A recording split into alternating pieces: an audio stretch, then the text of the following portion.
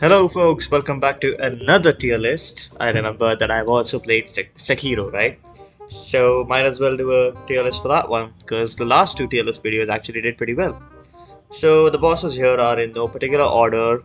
These are the main bosses, not the mini bosses. I'm thinking I'll do like a mini boss tier list as well. Along with that, I'll also do a tier list for the Sekiro areas. But anyway, as you can see, bosses are here in no particular order. So let's just start ranking them. Okay, starting with the Corrupted Monk. Corrupted Monk, I would say, is actually it's a bad fight. Because if you really think about it, after the whole Genichiro thing, you have three parts, right? You have the Shankan Valley, you have the Senpu Temple, and you have the uh, Mibu Village, Ashina Depths area. And each of them has like a boss at the very end of it. For some reason, the corrupted monk did not feel like a boss at the end of an area. You know, it just felt like a and without divine confetti, you could barely do any posture damage to this thing. And it was mainly just an annoying fight, so I'm gonna call it a bad fight. It's not the worst fight, but it's a bad fight. Speaking of the worst fights, I'm putting Demon of Hatred here because Demon of Hatred. Now that I've played Dark Souls 1. I understand the comment that people make that Demon of Hatred should have been a Dark Souls boss.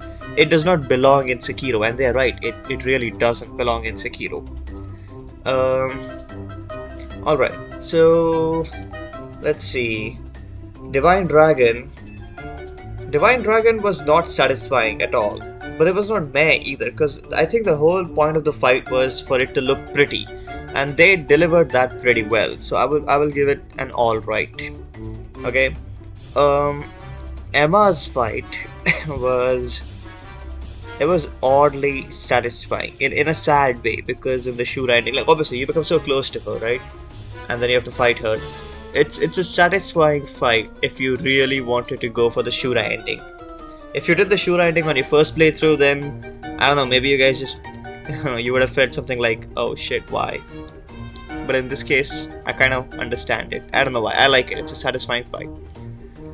Ooh, Genny, my boy. This man single-handedly taught me how to parry. He taught me how to Sekiro, you know? One of the best fights up there. Genichiro, good job. Awesome. I love that. I love how he comes back like 3 times. The first time we meet him, we suck. Second time we meet him, we are okay. And then by the end of the game, when we meet him, he's just trash. He's just like fodder, you know? Okay. Great Shinobi Owl. I want to put him at bad, or I want to put him at meh. Because, I'll tell you why.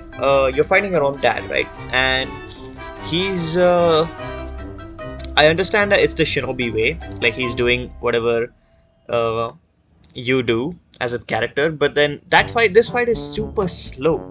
It's really, really slow. And on top of that, in his second phase, he has that stupid poison thing, and he gets his posture back, which makes the fight even slower. You know what? Actually, you're right. It's a bad fight. Is it worse than the Corrupted Monk? I don't think so. I think it's better than the Corrupted Monk. Ooh, Guardian Ape. I love this guy. I don't know. I love this guy. You know what? Killing him does give me a sense of satisfaction. Even more than Emma. He's not one of the best fights, but he gives me a sense of satisfaction. He's just a big lumbering ape who's protecting that flower. Yeah, it's a good fight. It's actually a good fight. See, this is what the Demon of Hatred should have done.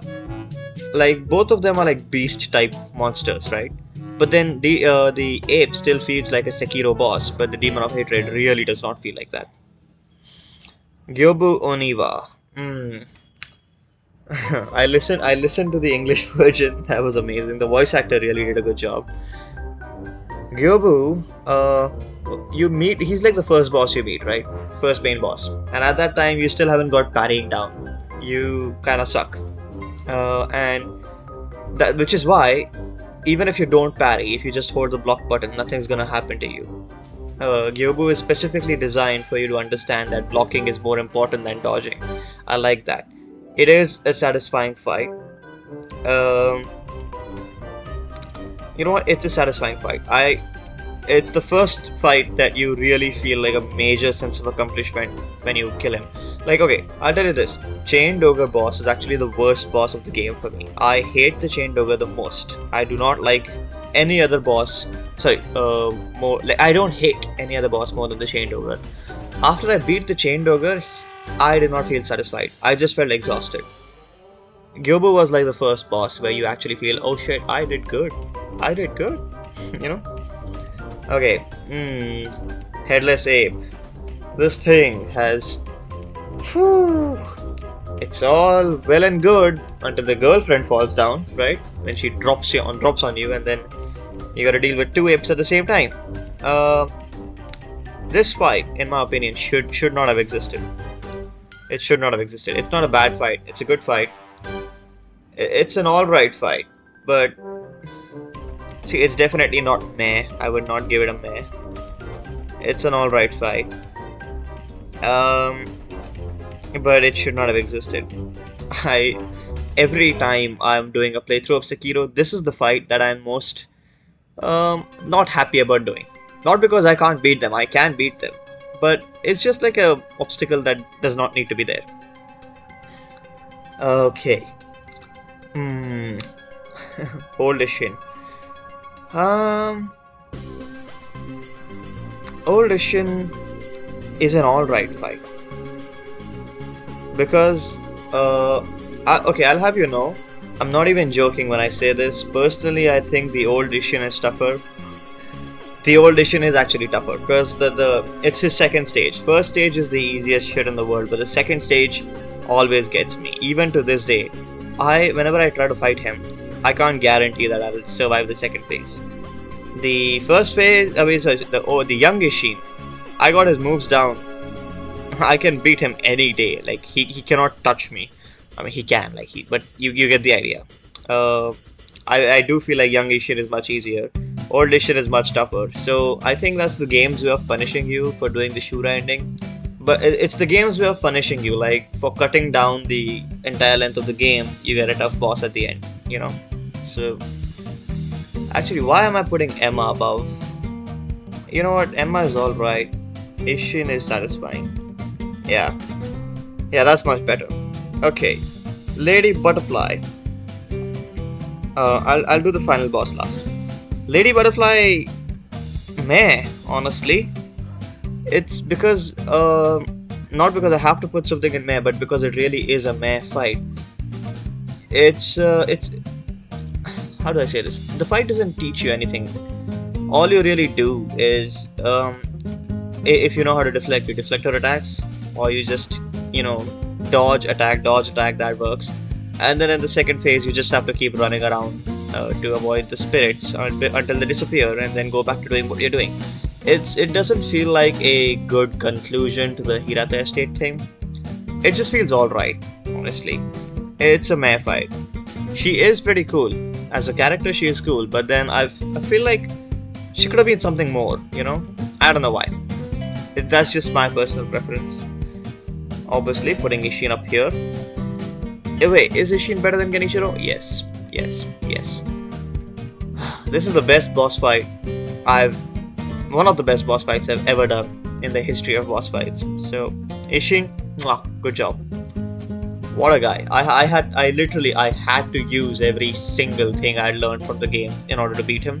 And hesitation is 100% defeat when you're playing Sekiro. You do not hesitate. You gotta go through with it and you can't hesitate. You just can't. He's right. What in the world? Yes, what in the world indeed. Why is this thing? Why? Monkeys, why? They just... Why? Why? I can't even say anything, just why? If you've seen that... Okay, I posted a YouTube short about this, where okay, so in the video, I'd used a Gachin to, stealthily kill 3 of the monkeys.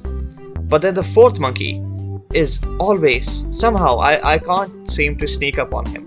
I don't know how. He always spots me and then he runs for ages and just... I posted a YouTube short where you can see me running for a good minute before I kill him. So yeah, you get the idea. I don't... This boss is the worst. Or all the main bosses, this is the worst one. I know I said I would do Ishin last, but I guess not. Anyway, you know what? I'll do Owl last. Okay.